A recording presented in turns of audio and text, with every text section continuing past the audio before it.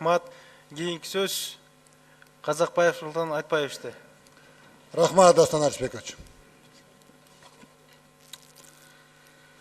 Мен биринчи суроом Жапар Жекшевичке, байкоочу кеңештин төрагасы. Жапар Жекшевич, акыркы шайлоонун жыйынтыгы боюнча ЖККнын отчетунда өзүнчө тезис жүрөт. Эки канал шайлоо учурунда бир тараптуу каралоо иштери менен алек болду деп. Сиздин комментарийиңиз? ЖКК бул Жамааттык коопсуздук келишимдер уюму ОБСЕ. Bizde ушул шайлоо жүрүп атканда силердин партиядан анан кийин Өнүгүү прогресс Атамекен партиясынан бизге мындай доо коюу кат келди да бизгечи. Бирок биз ошондо мындай тактай албай койдук да. Мисалы кайсы күнү кайсы жерде саат канчада кайсы берүүдө, теле берүүдө ошондой баягы мындай бир жактуу каралоо иштери кеткенин ошо аныктап берсе, биз ошону мындай так баягы изилдеп. Жапар Жекшевич, бул ЖККнын отчетунда. Ошо билип атам.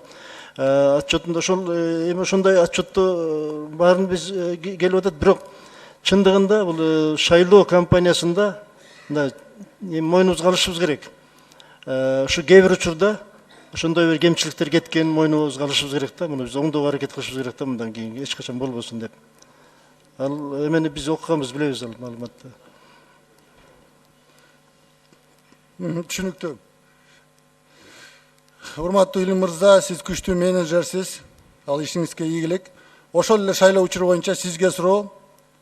Жашыруун ал жарандар менен макулдашпай туруп, шайлоо учурунда акыркы убакта ар түрлүү саясатчыларды каралаган жана кармалган саясатчылар каралаган видеолор көрсөтүлдү.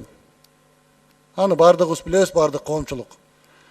Кайсы расмий каналдардан андай тапшырма сизге берилди? Ал видеолорду кайдан алдыңыз? Жана текшерилбеген ал маалыматтарды көрсөтүү бул мыйзамга туура келеби? 3 суроо. Берген багыңызга чоң рахмат, Руслан Айтбаевич. Эми биринчи видеоңуздар боюнча бул видеолорду биз алганда дагы сөз түрдө ошол жерге шилтеме берип аттык. Интернетке чыккан видео боюнча деп, же болбосо интернеттен келген видео деп шилтеме берип аттык.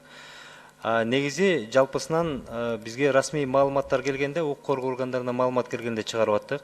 Биз өзүбүз өздүк менен мындай чыгарган учурлар деле жок койсо да, жалпысынан алып келе турган болсо. Анан албетте такталбаган маалыматты берүүгө биз укуктуу эмеспиз, бербешибиз керек. Анан мен мындай деп айтып кетмекчимин да, шайлоо учурунда бирок эми ал интернеттен алынгандар, башкалар Илим мырза билесиз, ал такталбаганда. Аны үчүн сизге расмий кат келиш керек. Көрсөт, бул такталган деп тергөө органдарынанчы.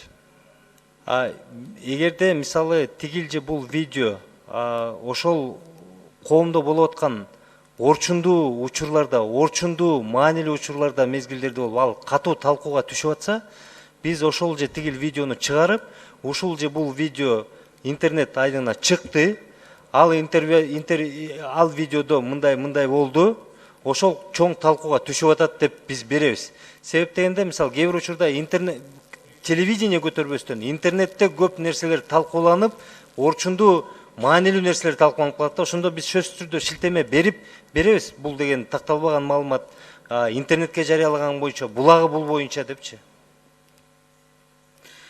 Түшүндүм. Мен жоопко канааттанбасам дагы коомчулук баасын береттир. Дагы бир суроом. Азыр эле эмес, акыркы убакта коррупция менен катуу күрөшүп жүрүп атат. Бул жалаң эле жазалоо эмес, бул системдүү болуш керек. Бул маалыматтар берилиш керек. Социалдык роолдо бериш керек, идеологиялык маалыматтар берилиш керек. КТРКга коррупция күрөшүү боюнча канча каражат бөлүндү? Жана сиздер канча видео же социалдык роликтерди, бир идеологиялык роликтерди коррупция күрөшүү боюнча чыгарып коомго берип атасыздар?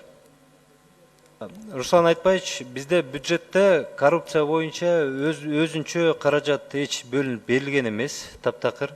Биз өзүнчө бул боюнча КТР өзүнчө ролик же бир кандайдыр бир өзгөчө рекламалык түрдө, үгүт материал түрдө ролик жасаган эмеспиз.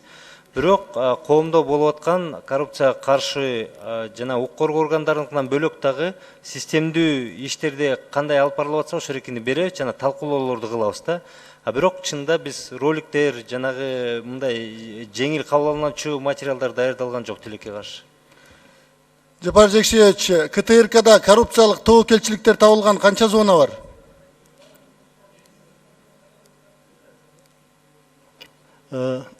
Руслан Айтбаевич, эгерде ошондой зона бизге белгилүү болуп аныкталып калган болсо, биз эч качан унчукпай. Коопсуздук кеңеши аныктаган, өзүңүз билесиз да, Жапар Жекшевич. 2 жыл мурун бардык жердечи. КТРКда канча зона?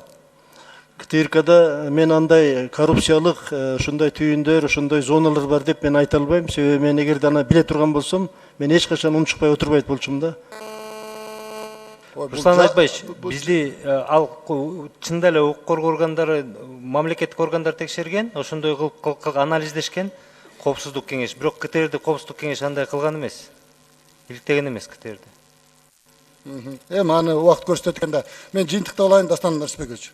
Акыркы суроом, Илим мырза, КТРКнын музыка каналы Кош койгула. КТРКнын музыка каналычы. Анан эми акчаны ар түрлүү жол менен тапса болот. Сиз айттым го, күчтүү менеджерсиз, аракетин кылып атасыз, өнүктүргөнгө акча жетишпейт, билем да. Музыка каналында бир биз жаштарды тарбиялаган бир жакшы ырды ырдап атса, ылдый жагында эртеден кечке чейин баягы реклама жүрүп атат да. 18-20 жаштагы кыздар менен таанышам, 35 жаштагы 40 жаштагы кыздар менен таанышам. Тияка телефон чалгыла, бияка телефон чалгыла деп. Убагында баягы вечерний Бишкекте толуп кетти эле да ошо.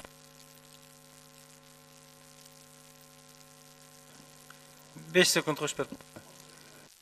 Илим мырза, сурооду түшүндүңүз да? Ошол кандай деп баа бересиз, жана ошол кыздар менен таанышуу рекламадан канча акча таптыңар? Түшүндүм, Руслан Айтбаевич, бул чында эле орчундуу маселе. Себеп дегенде, же аны биз кабыл алышыбыз керек, же кабыл албай коюшубуз керек да. Атайын модератор отурат. Бирок кыздар менен таанышуу деген рекламалар, срочный реклама деп коет, бул кетет сөзсүз түрдө, жанагы биз андан тыйын табабыз. Жалпы муз каналы бизге ошол рекламадан, жалпы реклама, СМСтен келип түшүп келгени бир 10 000 долларга жакын акча табат. Ал эми мамлекет болсо ошол муз каналдын иштеп кетишине бир 100 000 долларга жакын каражат жылына бөлүп берет да. Ошондуктан мен дайыма айтып келем, ал видеого да чыгарып коюшуптур. Биз жок дегенде аны себестоимостька чыгарышыбыз керек деп аракет кылып атабыз да. Бирок бүгүнкү күндө эми мындай маселенин жогорку кеңеште, парламентте көтөрүлүп аткандан кийин мен ойлойм байкоочу кеңеште карайт. Эгерде ошондой таанышуу боюнча срочный реклама болбошу керек, акчасына карабай тыйып салгыла дей турган болсо, биз тыйып салууга даярбыз. Рахмат.